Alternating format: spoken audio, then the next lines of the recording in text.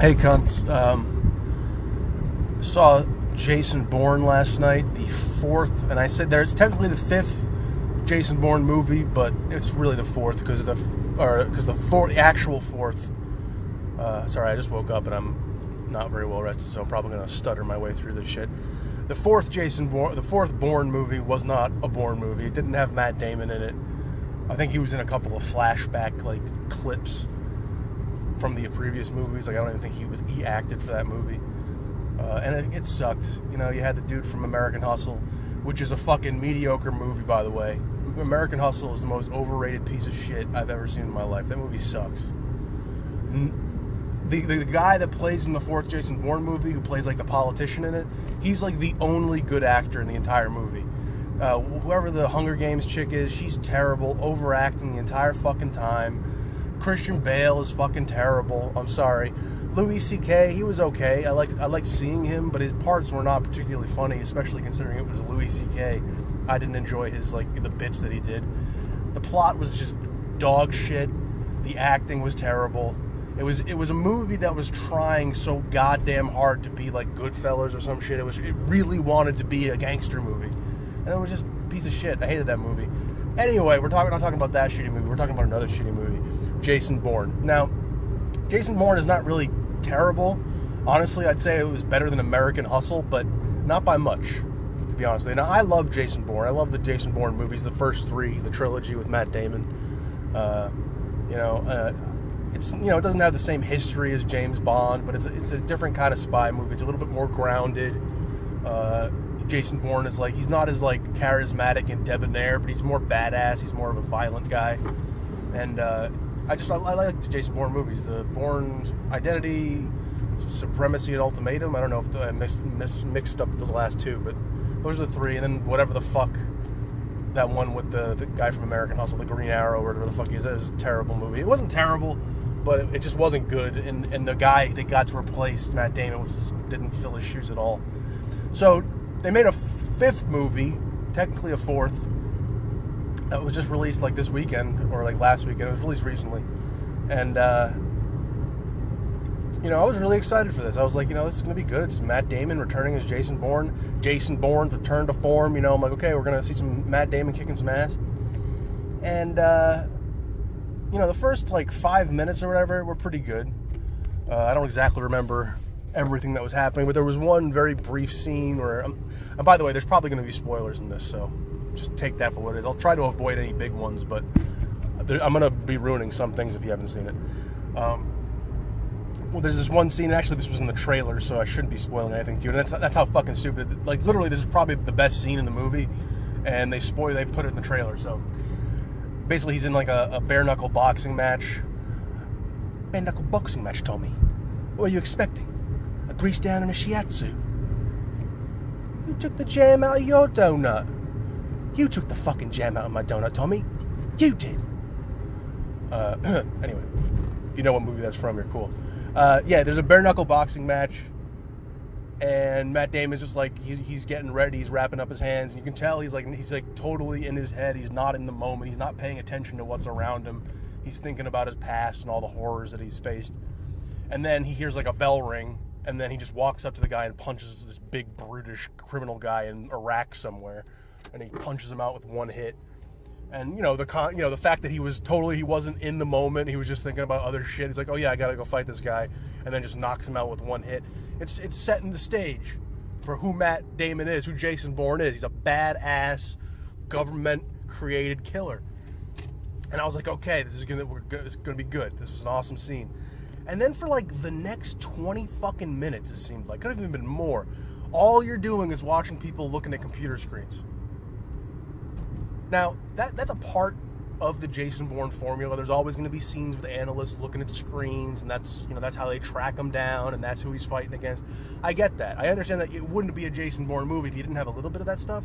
But literally, the next fucking half an hour is just people talking about shit and looking at computer screens. And the pacing, it was so fucking slow. I was literally bored. I'm like, okay, I want to leave right now. I don't want to see the rest of this movie. The last 20 minutes, I've seen people clicking on keyboards. The hardest impact since that punch was when a girl got a little, miffed at her operating system and hit the enter button hard. That's the hardest fucking kinetic movement that I saw in the next 25 minutes. And so, for the next 25 fucking minutes, it's just keyboards and screens and, government acronyms and shit. Which, once again, that's part of a Jason Bourne movie that should be in there. But it should have been like 5 to 10 minutes broken up by action scenes, or at least, the very least, it's not action scenes, scenes with Matt Damon on screen. Because literally you don't see Matt Damon for like another 25 minutes. They spend the entire time setting up this new broad that they brought in. There's always got to be a broad. In every Jason Bourne movie, pretty much every fucking spy movie, but every Jason Bourne movie, there's a broad. And she works with Matt Damon, and they team up, and there's usually some sexual tension involved. And they either fuck, or in the case of one of them, Nikki or whatever her name was, they don't fuck, but they're allies, and and still it's playing on that power fantasy of protecting the woman and all that shit. Which there's nothing wrong with that, by the way, you feminists out there. There's nothing wrong with a guy wanting to protect a woman. It's primal. It's ingrained in our DNA. Just like there's nothing wrong with if you want to flip the script and go against biological gender roles and have a woman protect a man. That's cool too. Both are cool. Anyway. Got a little political there for a second. So yeah, it's 25 minutes of no Matt Damon and all this new broad. And honestly, she wasn't that good. She wasn't bad. She was kind of hot. Her bottom teeth were fucking ghastly. You ever notice that when people are like really attractive, but they never got braces, and then they think that their fucked up teeth is like an endearing, imperfection? It's not.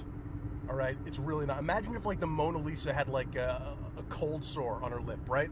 Everything else is beautiful, but there's one little imperfection. No, it's just it's gross. She looks like the fucking mohawked gremlin from Gremlins. I think his name is Mohawk. I don't know. She looked like that dude. She had like teeth like a fucking gremlin, a mogwai that ate after midnight. That's what she looks like in her mouth. And honestly, her acting was she had some weird accent. I don't think she was a Native American English speaker. She might have been, not Native American, but you know what I mean, like native English speaker from America. She might have been, but I don't think she did. She had a weird accent. Like, most of it sounded good, but then every once in a while, she would say something that sounded really weird. And honestly, it was so weird that I didn't even hear the line. Like, she would say something, and I was like, and this happened like 3 times in the movie. So it happened more, like enough times for me to really go, this is a talking point here. No pun intended. Where like I couldn't understand what the fuck she just said. And I think it's because she had an accent. She seemed to have some kind of weird, the way she dropped some word sounds were weird. But other than that, like, she wasn't very charismatic. Her personality wasn't anything special. There just was nothing. There was nothing special about her. She was just some broad who was filling the role of the broad in a Jason Bourne movie, and she did nothing to set herself apart. She was just very boring and mediocre overall. And then you finally kind of get back. You get reunited with Matt Damon. And he hooks up and he meets up with the Nikki girl from the previous movies. And I'm not going to try to spoil too much, but when the first scene where they're together and they're talking is some of the worst line reads I have seen in a movie. From Matt Damon, too. Like, Nikki, she's phoning in every single word. Every single word. It sounds like she's like, it sounds like a read. It sounds like a table read, and like a bad one. And then Matt Damon, I don't know if it's because he was like matching her energy and she fucked him up, but Matt Damon was a good actor. He was doing the same shit. It was just as phoned in. Now they were in like a scene where there was a riot going on, so they kind of had to speak up. They couldn't like kind of speak normally, but still, even despite that setting, it was still terrible reading of the lines. And I'm sitting there going like, is this what this fucking movie's gonna be? And Tommy Lee Jones was actually introduced earlier during that scene with all the fucking computer screens. I liked him. It wasn't like my favorite role. It wasn't like as good as his role in Natural Born Killers or anything, but it was it's Tommy Lee Jones. He's going to do a good job. I liked him. He's really fucking old now. You can really tell he's getting up there in years. But he brings a certain element of gravitas to the movie. He's a good villain. So I like Tommy Lee Jones. I don't really have anything negative to say about him. I mean, like, once again, it wasn't his best performance. It wasn't his best character, but I don't think you're going to get that from anyone in this movie. And he was good enough, and he was Tommy Lee Jones. Like I said, any movie with Tommy Lee Jones is better because Tommy Lee Jones is in it. So I'm glad he was in there. So Yeah, so you got this scene with Jason Bourne and Nikki, whatever, Nikki Parsons, I think her name was. And they're talking, and the lines are just dog shit, god awful. And then, you know, there's chase scenes, you've got another spy. Every Jason Bourne movie has, every Jason Bourne movie has, you know, a scene where he's fighting or he's being pursued by another Jason Bourne, like another member of the program that he was a part of. And they're fleeing this guy, and this brings me to a point about pretty much every action scene in this movie. The fights, which were, by the way, not very numerous. There were not that many martial arts scenes in this movie. Huge disappointment, because it's one of the best aspects of a Jason Bourne movie is the fast-paced, kinetic martial arts fight scenes. And there was like 2, maybe 3, I don't know. And all of them lasted, like the longest one might have lasted 2 minutes, which was like the big one. And then all the other ones lasted 5 fucking seconds. The problem was, anytime you had a car chase or a vehicle chase or a fight, they had so much shaky cam. Now, shaky cam is also a Jason Bourne element, but there was so fucking much of it. Much like that broad in her dialogue, I couldn't tell what the fuck was happening. Like, it was so shaky, you couldn't focus on anything. Now, shaky cam's fine. It adds an element of realism to it, but you gotta do it right. You can't do too much of it. Because then literally, it's like half the fucking shot, the subject is out of frame, and I'm not even seeing what the fuck's supposed to be happening. You know, and I feel like they did that, especially in the fight scenes, to cover up shitty choreography.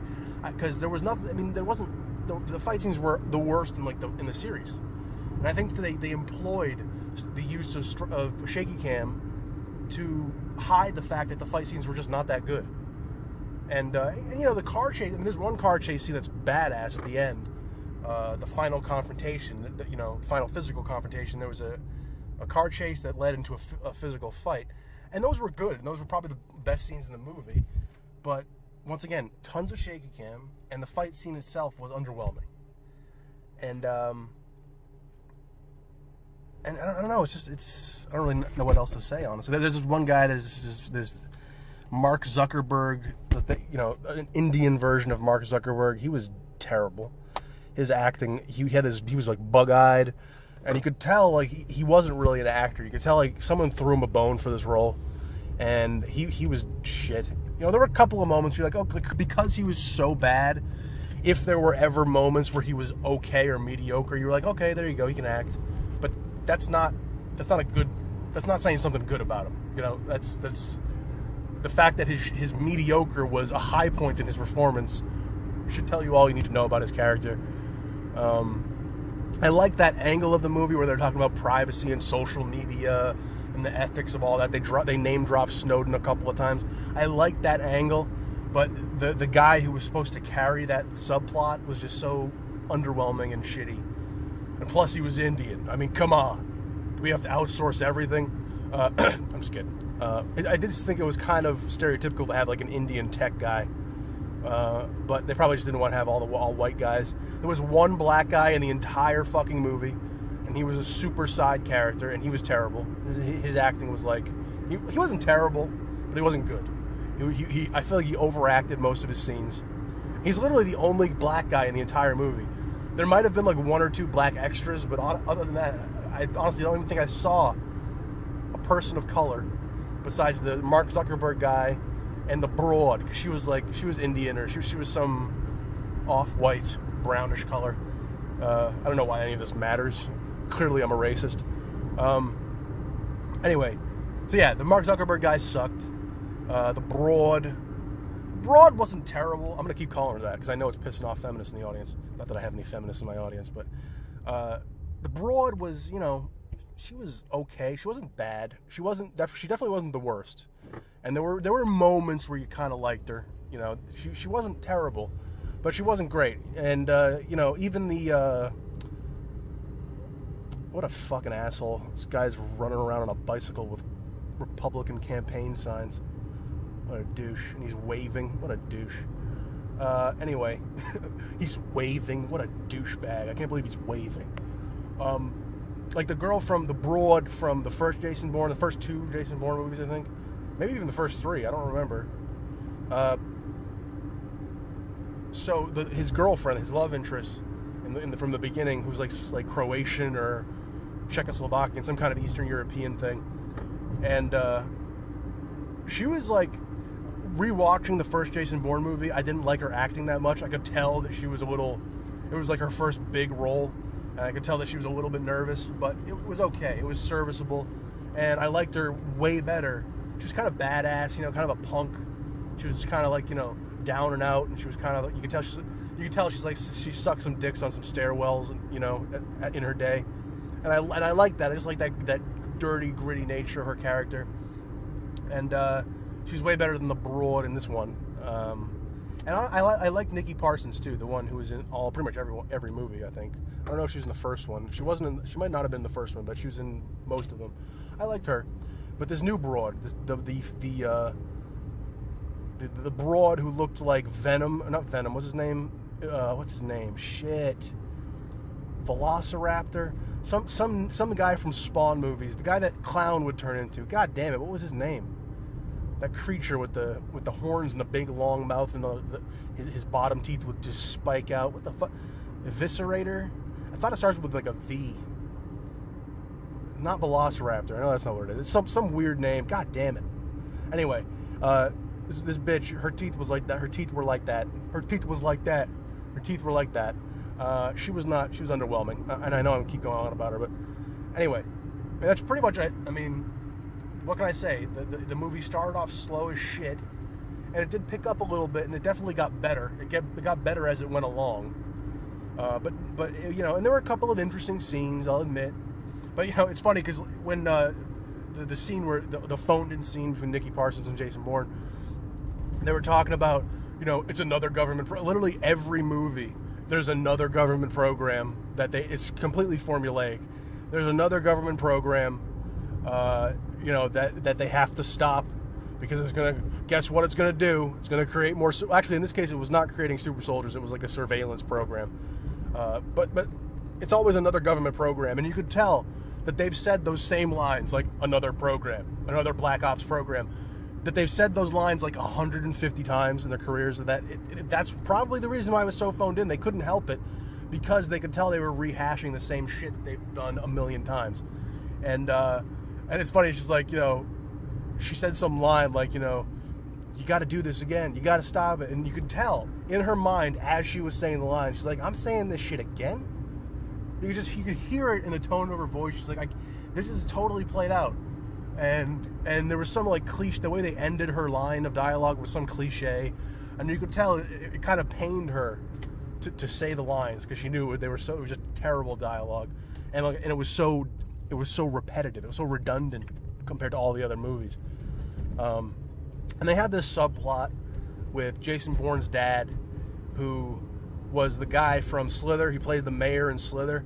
Now, I like that actor because he's a comedic actor. And I really liked him in Slither. I thought he was really good. I wish he didn't die. I think he does die in that movie.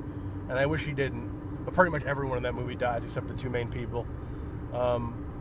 Slither's a great movie. It's one of those, some people hate it. I like it. It's a nice B horror movie, and it's got Nathan Fillion in it.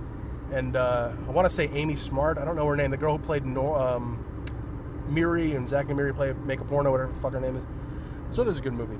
So anyway, they had a subplot involving Jason Bourne's father, played by the guy from Slither. And his performance literally was one or two lines sat at a table, and that's pretty much it. I'm not going to try to spoil anything, but it's pretty much like he had not even 2 minutes, maybe a minute and a half of screen time, and they replayed that minute and a half like 4 or 5 times in flashback form. And it was supposed to it kind of explained how the Treadstone program was interested in him, and it kind of explained a little bit of the relationship between him and his dad, but it felt tacked on. And if it wasn't in the movie would have lost nothing for it. And it was so tacked on that it might have even taken away from the movie's quality overall. And his role, his performance, like I said, this guy's a comedic actor. You can tell that's like what he's good at. But he plays completely straight, and like I said, it's like a minute and a half. And it's kind of weird because he's almost funny to watch being straight, because he's just got that face, and he's probably used to acting, arch. So when he's trying to be straight and dramatic, it just came across. That might be me. That might be because I've seen him in those other roles. That seeing him in this scene was like weird to me. But yeah, it was an interesting attempt to kind of flesh out a little bit of Jason Bourne's backstory, but it was so meager. There was so little to it, and it wasn't really convoluted. It made sense. They made it make logical sense within the story, but it felt like they needed something else. So they said, okay, we'll throw something in about a fucking dad, and that felt like basically this entire movie felt like they really wanted to make a Bourne movie, but there was no real inspiration. They just wanted to make another Bourne movie with Matt Damon. They didn't want to go out with the fucking American Hustle guy. They wanted to make another actual Jason Bourne. I'm sure I've said James Bourne 100 times in this thing. They just wanted to make another Jason Bourne with Matt Damon, and I think it was better. I would say it was probably better than the one with the Green Arrow guy, but it was fairly mediocre. And honestly, now that I'm thinking back to that Green Arrow movie, there were a couple of scenes in that movie that I liked. And I don't know how I might look more fondly on that movie than this one, years out from it. So, how could they have fixed it? Well, first of all, cut the beginning. It's a 2-hour long goddamn movie, right? 2 hours. You didn't need 2 hours. You could have done this in 90 minutes. Shave down that 25-minute, Microsoft or Dell advertisement, essentially is what it was. Take that and trim it down to 10 minutes. Introduce the characters quicker. Get a new fucking actress for that broad. She had no character. She had no charisma. She had no personality. Give Tommy Lee Jones, maybe give him a little bit more. There was one moment in the movie where he was somewhat comedic. Maybe give him a little bit more of that. I understand he has to be a villain, but you can have a comedic villain. And that can actually work in his favor, where he's funny, but then he's evil. Give him some more. They should have given Tommy Lee Jones' character should have had more character to him. He had plenty of screen time, but he didn't have any character to him. And I feel like that role was underserving Tommy Lee Jones' ability. Improve the fucking dialogue between Nicky Parsons and Jason Bourne. That shit was dog shit. Add more fight scenes. Tone down the shaky cam by 70%. Get rid of the father subplot, or if you're gonna do it, add more to it so that we actually give a fuck. Replace the Indian Mark Zuckerberg with someone who can fucking act. Because honestly, that subplot wasn't bad. It was kind of an interesting subplot where Tommy Lee Jones kind of went head to head with the Indian tech support Mark Zuckerberg. But the guy who played the Mark Zuckerberg character, the Indian tech support Mark Zuckerberg, was just shitty. He wasn't a good actor, and his eyes, he had these weird eyes. He looked like he was on cocaine the entire movie. He might have been. I mean, Jesus, this is Hollywood. It's very possible. But he had but at the same time, honestly, as weird as that was, and as much as I'm complaining about it, I think that was actually kind of a good thing, because it made him kind of look autistic, like you could believe that he was this genius software developer character with the bug eyes that helped him. And honestly, his shitty acting could kind of come across once again like autism. He has weird social skills, which honestly wasn't bad. He wasn't terrible. He could have stayed in the movie, and if they fixed all the other issues, it would have been fine. But if they had gotten a better actor, it probably would have made a better movie. But now that I think about it, his shit acting and bug eyes kind of just serve that character of the autistic Facebook developer guy. So maybe he's okay. But everything else I said, fix that shit. And yeah, not enough fight scenes. The fight scenes that were there were way too shaky cam, and there wasn't any interesting stuff. In the previous movies, the fight scenes would span apartment buildings, and he would use various objects in his environment, and there were a couple of that, but it wasn't anything cool. And there was so much shaky cam, you couldn't even tell what the fuck was going on. And there was really only one fight scene like that. Really, there's a couple of scenes where he beat the shit out of undertrained agents that weren't the same kind of agent as him. There's one fight scene between him and a real agent, which was kind of like the thing in the first movie. He fought a bunch of them, probably 3 or 4 of them. And that was kind of a really big point of the first movie. And then he fought a couple in the next movies. And this one he fights one. And the fight scene between them is the best fight scene in the movie, but it's too short. There's not enough interesting shit, and there's way too much shaky cam. And the shaky cam was the same problem with the vehicle chase scenes. The chase scene with the motorcycle in the beginning, or the earlier end of the movie, that was pretty good.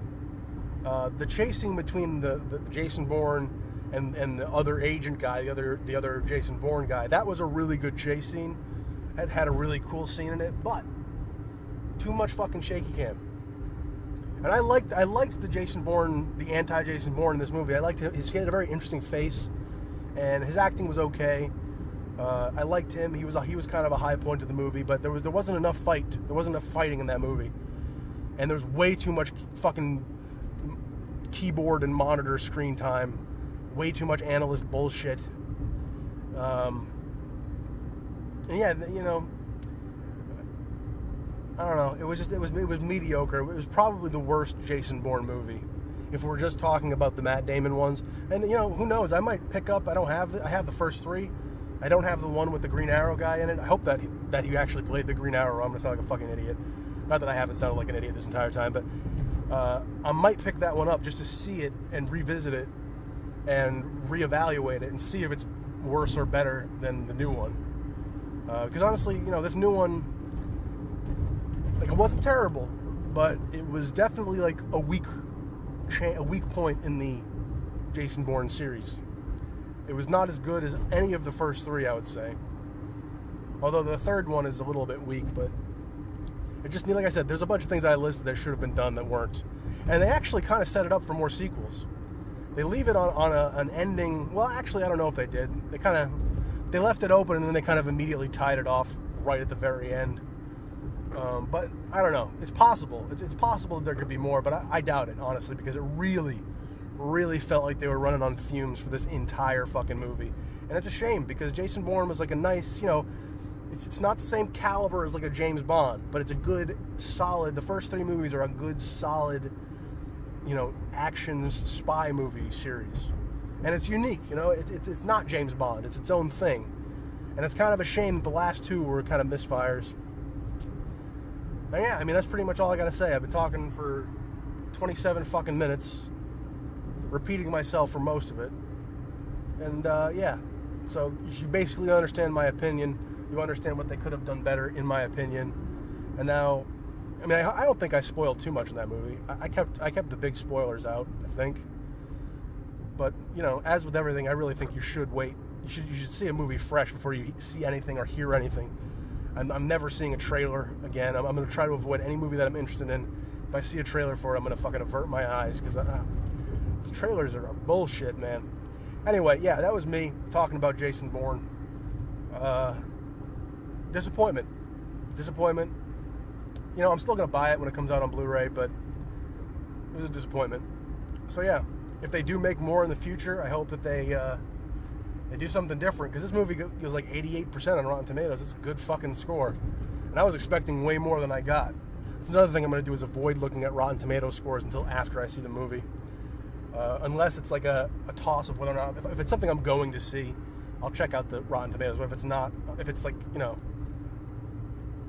if it's something that it's actually, what am I saying here? If it's a toss-up whether or not I'm going to see it, I'll check the Rotten Tomatoes movies. I'm fucking tired. If I know I'm going to see it either way, I won't check the Rotten Tomatoes, because I don't want to be colored by that. Anyway, I'm having a hard time ending this. Thank you for listening to this review, I guess you could call it that. I hope I was not, you know, annoying to listen to. I hope I entertained. And yeah, so thanks for listening, you fucking piece of shit.